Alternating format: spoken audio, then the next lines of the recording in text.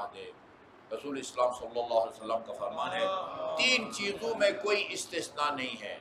Number 1، وعدہ جس سے بھی کرو اس کو پورا کرو، نبھاؤ۔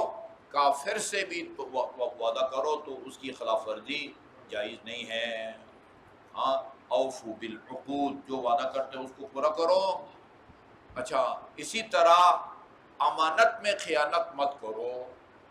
کافر بھی تمہارے پاس اگر وہ کرے تو اس میں خیانت نہ کرو۔ یہ جملہ پڑا ہے اسی طولانی حدیث میں امیر المومنین کا فرمان پڑا ہے، انبیاء کی اولاد کا قاتل بھی تمہارے پاس اگر کوئی امانت رکھے اس میں جو ہے نا آپ خیانت نہ کریں۔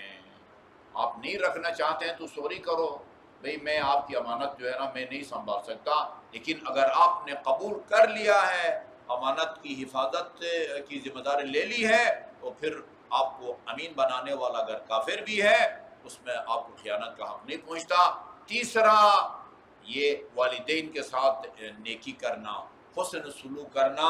والدین کافر بھی ہوں تو ان کے ساتھ جو ہے نا بدسلوکی کی اسلام نے اجازت نہیں دی ہے۔ کہا ان 3 چیزوں میں جو ہے نا وہ کوئی جو ہے نا وہ استثناء نہیں ہے۔